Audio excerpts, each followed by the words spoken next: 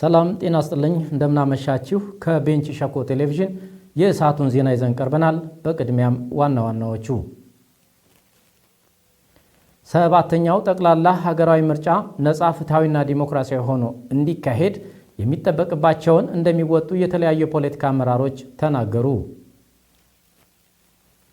የግብርና አገልግሎቶችን በቴክኖሎጂ ጋር በማስተሳሰር የአርሶ አደሩን ተጠቃሚነት ለማረጋገጥ እየተሰራ ነው ተባለ።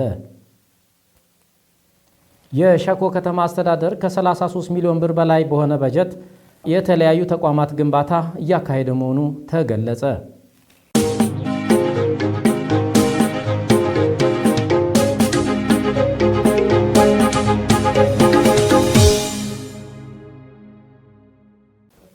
በሰባተኛው ሀገራዊና ክልላዊ ጠቅላላ ምርጫ የእጩዎች ትውውቅና የምረጡኝ ቅስቀሳ በቤንች ሸኮ ዞን የተለያዩ ወረዳዎችና ከተማ አስተዳደሮች ተካሂዷል። በምርጫ ቅስቀሳ ወቅት የብልጽግና ፓርቲ አባላትና ደጋፊዎች በአደባባይ በመገኘት የድጋፍ ሰልፍ አድርገዋል። በዚሁ የድጋፍ ሰልፍ ላይ ብልጽግናን መምረጥ ሁሉ አቀፍ ልማትን ማስቀጠል እንደሆነም ተገልጿል። ብልጽግና ፓርቲ በችግር ውስጥ የተወለደ የሕዝብን ችግር አዳምጦ ምላሽ እየሰጠ የሚገኝ ፓርቲ መሆኑም በድጋፍ ሰልፉ ላይ ተገልጿል። ብልጽግና ፓርቲ በእስካሁኑ ሂደት ውስጥ የሴቶችን ሁለንተናዊ ተጠቃሚነት እያረጋገጠ የሚገኝ ስለመሆኑም በድጋፍ ሰልፉ ተጠቁሟል።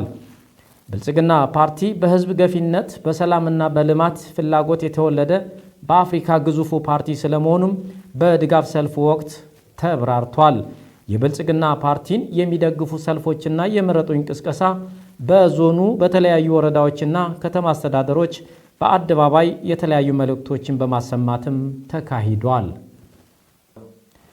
በፖለቲካ ፓርቲዎች መካከል እየተደረገ ያለው የምርጫ ክርክር በድምፅ አሰጣጥ ወቅት ለሀገር የሚበጀውን ፓርቲ ከወዲሁ ለይተን እንድናውቅ እያስቻለን ነው ሲሉ የሚዛን አማን ከተማ ወጣቶች ተናገሩ። ወጣቶቹ የምርጫው ሂደት ካለፉት ምርጫዎች በተሻለ መልኩ ሰላማዊ እንዲሆን የድርሻቸውን እንደሚወጡም ገልጸዋል። በየነ ወርቁ ያዘጋጀውን ሰለሞን ፈጠነ እንደሚከተለው ያቀርበዋል። ሰባተኛው ጠቅላላ ምርጫ የፊታችን ግንቦት 24 ቀን የሚካሄድ በመሆኑ የመራጮች ምዝገባ ተጠናቆ አሁን ላይ ተፎካካሪ ፓርቲዎች በፖሊሲዎቻቸውና በፕሮግራሞቻቸው ላይ የተለያዩ ክርክሮችን እያደረጉ ይገኛሉ። ይህ ክርክር በድምፅ አሰጣጥ ወቅት ለሀገር የሚበጀውን ፓርቲ ከወዲሁ ለይተን እንድናውቅ እያስቻለን ነው ሲሉ ከሚዛን አማን ከተማ ነዋሪዎች መካከል ወጣት ናውል በየነ፣ ክብሬ ሻምበልና ወጣት አገኘው እንዳለ ተናግረዋል። ምርጫ ካርድ ወስጃለሁ። ከዛም ባለፈ አሁን ባለው ሁኔታ የተኛው ፓርቲ ለሀገር ይበጃል፣ ለህዝብ ይበጃል የሚለውን እያንዳንዱ ክርክር ያው በቲቪም በተለያዩ ማህበራዊ ሚዲያ እያየው ነው። ፖሊሲዎቹን እየሰማው ነው። ስለዚህ እኔ አሁን ዛሬ የምመርጠው መንግስት 5 ዓመት እኔን የሚመራኝ ወጣቱን የሚመራ ህዝቡን የሚመራ ስለሆነ የሚመርጠውን ፓርቲ ለይቼ ያውቃለሁ ብዬ አስባለሁ። ምርጫ ካርድ ወስጃለሁ። በቀድሜ ነው የወሰድኩት። ከዛ በተጨማሪ ደግሞ ከኔም አልፎ ብዙ ወጣቶች እንዲወስዱ በተቻለኝ መጠን የቻልኩትን አስተዋጽኦ አድርጌያለሁ። ቅድመ ዝግጅት ደግሞ ያደረግነው እኛ በሰዓቱና በጊዜው ተገኝተን በቦታው ምርጫውን እናካሄዳለን የሚል ሀሳብ ነው ያለኝ።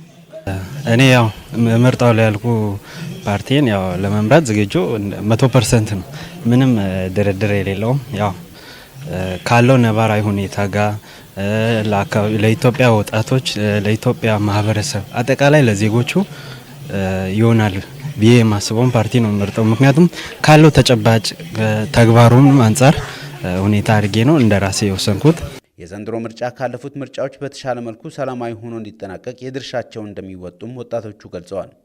ወጣቱ ማድረግ ያለበት በተለይ የአካባቢውን ሰላም ቅድሚያ በማስጠበቅ በምርጫ ቀን ለሚፈጠረው ለጸጥታ ችግር ቅድሚያ በመሆን ራሱን በመንከባከብ ስፔሻሊ ግንዛቤ በመፍጠር ህዝቡን በማስተባበር ያለውን የአካባቢውን ሰላም እንዲያስጠብቅ ያለውን ወጣት አባት እናቱን እንዲያስተባብር ነው ጥሪ ማድረግ የምፈልገው።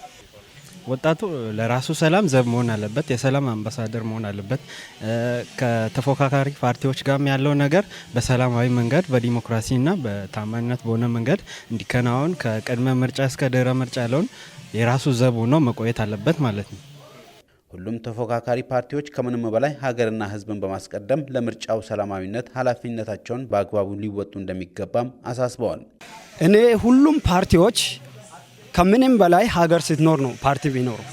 ለዛ ህዝብ ሲኖር ነው ፓርቲ የሚኖረው። ወጣቱ ሲኖር ነው ፓርቲ የሚኖረው እና ለህዝብ ለሀገር ለወጣቱ ቅድሚያ በመስጠት እኔ ብቻ ሳይሆን የተኛው ነው ይበጀናል የሚለውን በማሰብ በፖሊሲ ላይ በመቆም እቅድ ላይ በመቆም ክርክርም ህዝብ ውስጥም ገብቶ በማሳመን እንጂ አሉባልታ ወሬዎች እንዲቆጠቡ ነው የሚለው ለሁሉም ፓርቲዎች።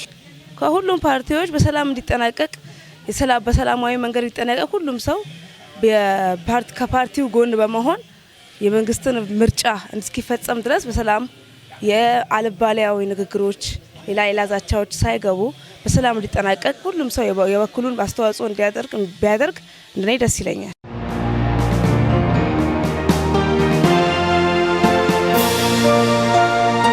የግብርና አገልግሎቶችን ከቴክኖሎጂ ጋር በማስተሳሰር የአርሶ አደሩን ተጠቃሚነት ለማረጋገጥ እየተሰራ እንዳለ የክልሉ ግብርና ቢሮ አስታወቀ። በሁለተኛ ዙር ከ32000 በላይ አባወራዎችና ማወራዎች የይዞታ ማረጋገጫ ሰርተፊኬት አሰጣጥ በሼቤንች ወረዳ ኩካ ቀበሌ ተካሂዷል። በዚህ ጉዳይ ላይ ሰለሞን አበበ ተጨማሪ አለው። የሁለተኛ ደረጃ የገጠር መሬት ልኪት የይዞታ ማረጋገጫ ሰርቲፊኬት የስርጭት መርሃ ግብር በቤንች ሸኮ ዞን በሼቤንች ወረዳ በኩካ ቀበሌ ተካሂዷል። በስነ ስርዓቱ ላይ በደቡብ ምዕራብ ኢትዮጵያ ክልል ግብርና ቢሮ ምክትል የቢሮ ኃላፊና የተፈጥሮ ዘርፍ ኃላፊ አቶ ውብሸት ዘነበን የተናገሩት በይዞታ ማረጋገጫ ያገኙ አርሶ አደሮች ተጠቃሚ ሆነዋል ብለዋል። ዛሬ የሰርቲፊኬት የይዞታ ማረጋገጫ ሰርቲፊኬት ፕሮግራም በሼቤንች ነው ያለን። ሼቤንች ወረዳ 72582 ማሳዎች ናቸው የተለኩት። ስለዚህ ይሄ እንደ ክልልም ከፍተኛ ቁጥር ነው። እነኚህ ማሳዎች ያው ከዚህ በፊት ስለካቸው 30000 40000 ማሳዎች ነው። ስለዚህ ዛሬ የሁለተኛ ደረጃ መሬት ልኬ ሰርቲፊኬት መርሃ ግብር ነው ያደረግነው። እንግዲህ ይሄ ሰርቲፊኬት አንደኛ አርሶ አደሩ ክርክር ላይ ብዙ ጊዜ አያጠፋም። ወደ ማሳ ወደ ልማቱ ይሄዳል። ከዛም ባለፈ ታሳቢ የሚደረገው ይሄን ሰርቲፊኬት የመጠቀም መብቱን አስይዞ ገንዘብ ከባንኮች ተበድሮ እንዲያለማ ነው መንግስት እያሰበ ያለው። ስለዚህ አርሶ አደሩ መሬቱን ከመሸጥ ወደ ሌላ ተግባር ውስጥ ከመግባት ይልቅ አስቀድሞ መሬቱን እንዲያለማ ግብ ተይዞ ነው እየተሰራ ያለው። የግብርና አገልግሎት ከቴክኖሎጂ ጋር በማስተሳሰር የአርሶ አደሩን ተጠቃሚነት ለማረጋገጥ አጋዥ እንደሆነም ተናግረዋል።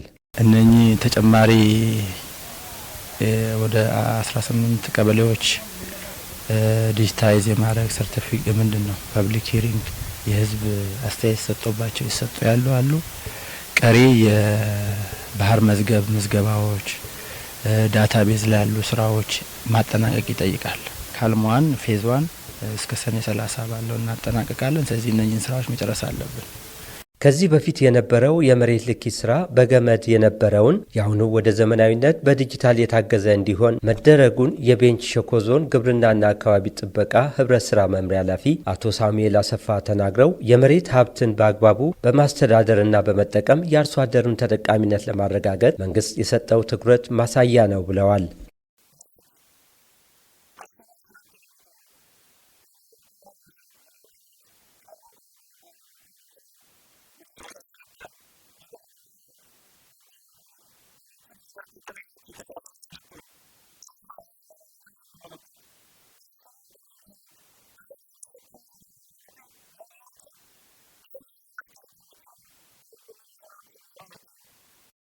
የሼቤንች ወረዳ ዋና አስተዳዳሪ አቶ ክፍሌ ጎበዜ በበኩላቸው የክልሉ መንግስት ለወረዳው አርሶ አደር ላበረከተው የይዞታ ማረጋገጫ አመስግነው ቀሪ ስራዎችን ወደ ዳር ለማድረስ ወረዳው የበኩሉን እንደሚወጣም የተናገሩት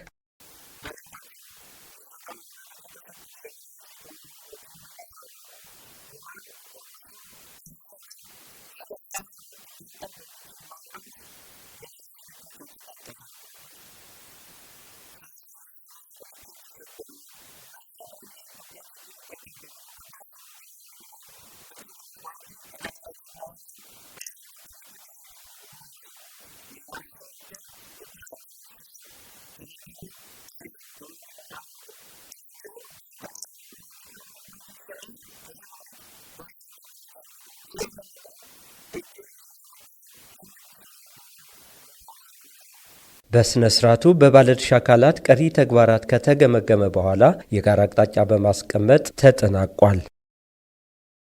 ሀገራችን የባህር በር እንዲኖራት በመንግስት የተጀመረውን ጥረት እንደሚደግፉ በምዕራብ ኦሞ ዞን የጀሙ ከተማ ወጣቶች ተናገሩ። የባህር በር እንዲኖራት በሚደረገው ጥረት ወጣቱ ከመንግስት ጎን መቆም ይገባዋል ብለዋል ወጣቶቹ። ብዙአዩ አሰሳኝ ተጨማሪ አለው። ከአክሱም መንግስት ጀምሮ እንደ አዶሊስ ያሉ ወደቦች ከሮማ ፋርስና ህንድ ጋር የንግድ ግንኙነት በማድረግ ስልጣኔን አስገኝቶ የኢትዮጵያን ሉዓላዊነት አጠናክሮ እንደነበረ የታሪክ ድርሳናት ይናገራሉ። ኢትዮጵያ በታሪኳ የባህር በር ባለቤት በነበረችበት ወቅት ከ1983 ዓ.ም በኋላ መዳረሻዋን ባጣሽ ጊዜ የደረሰባት ጉዳት እጅግ ጎልቶም ይነሳል። የባህር በር ያለመኖር የእድገት መሰናክል ይሆናል፣ ፖለቲካዊና ስትራቴጂካዊ ተጽዕኖ ያመጣል፣ የጸጥታ ተጋላጭነትን ያስከትላል። እንደ ዘርፉ ባለሙያዎች ትንተና መንግስት ሀገራችን ያጣችውን የባህር በር ለማግኘት የዲፕሎማሲ ጥረትም እያደረገ ይገኛል። በምዕራብ ኦሞ ዞን የጀሙ ከተማ ወጣቶች እንደ ሀገራችን የባህር በር እንዲኖራት እንደሚፈልጉም ተናግረዋል። ነገር ግን ሀገራችን የባህር በር በማጣቷ በብዙ መንገድ እንደተጎዳችም ገልጸዋል።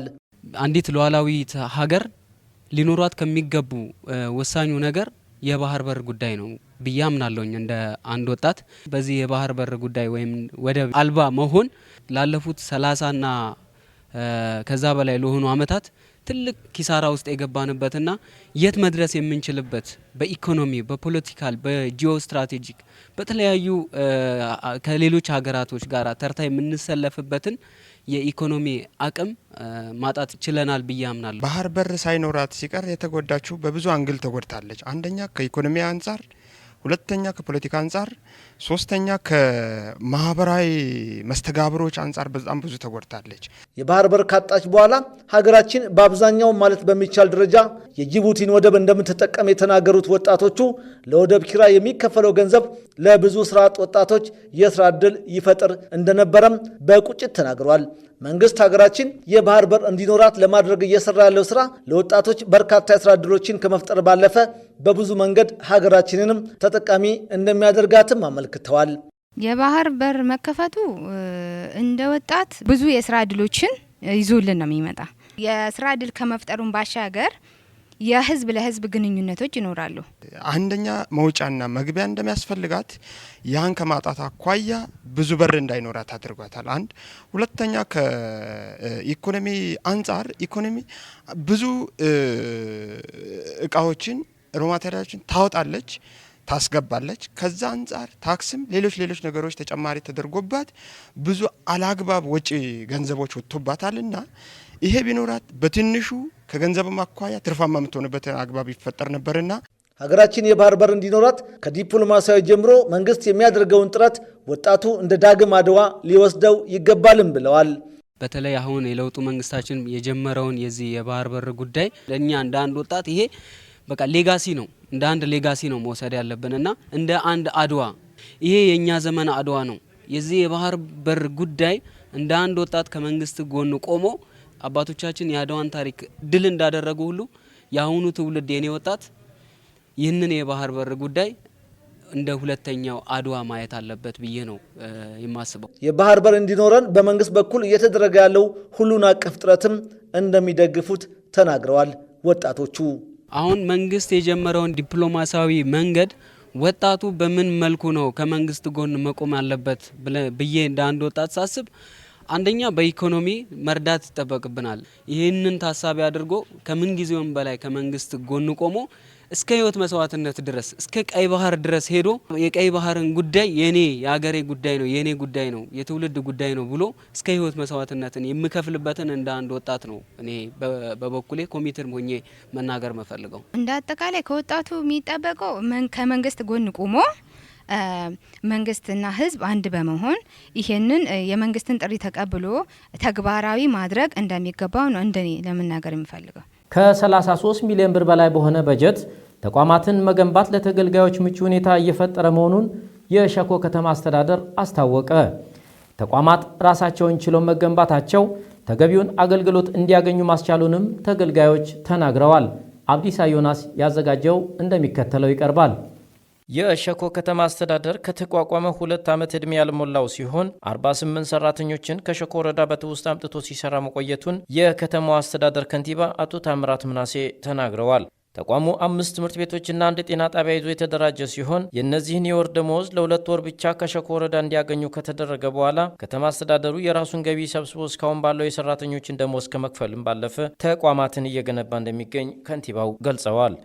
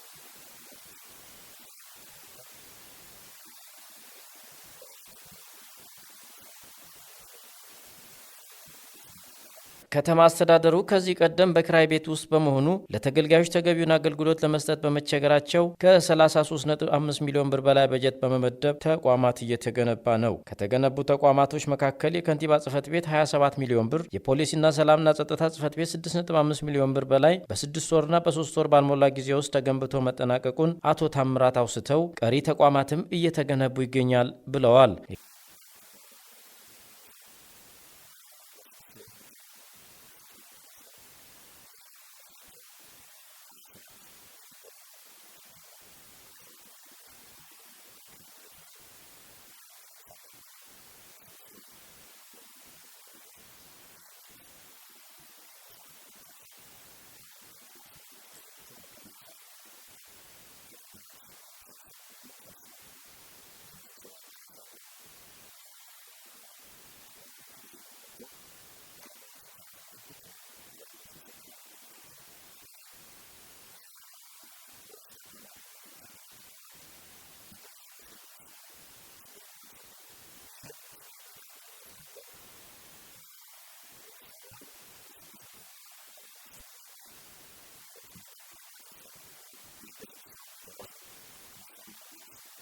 የከተማው አስተዳደር ፐብሊክ ሰርቪስና የሰው ሀብት ልማት ዩኒት አስተባባሪ አቶ ሀለፎም ኪሮስ በበኩላቸው ተቋማቶች ኪራይ ቤት ውስጥ በነበር ጊዜ ለተገልጋዩ ፈጣንና ቀልጣፋ አገልግሎት ለመስጠት ይቸገሩ እንደነበር ገልጸው የተቋማት መገንባት ችግሮችን እየቀረፈ መጥቷል ብለዋል።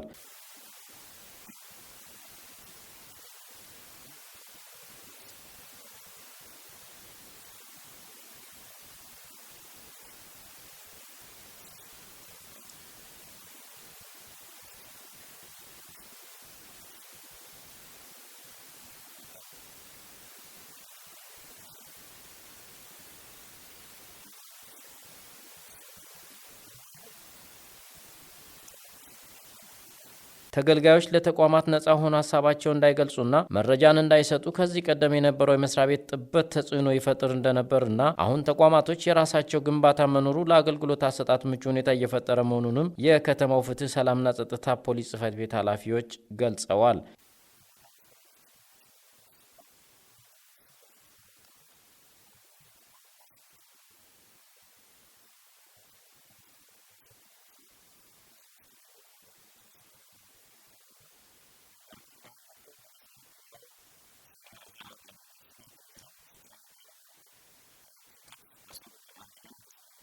ያነጋገርናቸው ተገልጋዮችም ተቋማቶች በአንድ ቦታ ታጭቀው በነበሩበት ጊዜ የሚፈልጉትን አገልግሎት በአግባቡ እንዳያገኙ የሚስተዋሉ ችግሮች ተቋማት እየተደራጁ ሲመጡ የተሻለ አገልግሎት እያገኙ መምጣታቸውን ተናግረዋል። ተመልካቾቻችን የዕለቱ ዜና እየተከታተላችሁትን ይመስል ነበር። ከዜናዎቹ ጋር ታጠቅ አበበ ነኝ። ጤና ይስጥልኝ።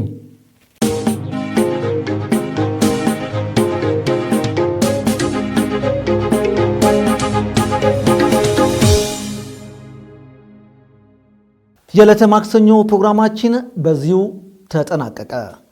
ፕሮግራማችንን ለመከታተል ሌሎች አማራጮች አሉን። በፌስቡክ፣ በዩቲዩብ፣ በቴሌግራምና በቲክቶክ ገጻችን ተከታተሉን ዘንድ ጋብዘናችኋል። ፕሮግራሙን በመምራት እኔ ብዙአየሁ አሳሳኝ፣ በካሜራው በኩል ደግሞ ማቴዎስ ዘለቀ እንዲሁም ከአጠቃላይ የስቱዲዮ ባለሙያዎች ጋር በጋራ አብረናችሁ ቆይተን ነበር። ሰላም ሁኑ።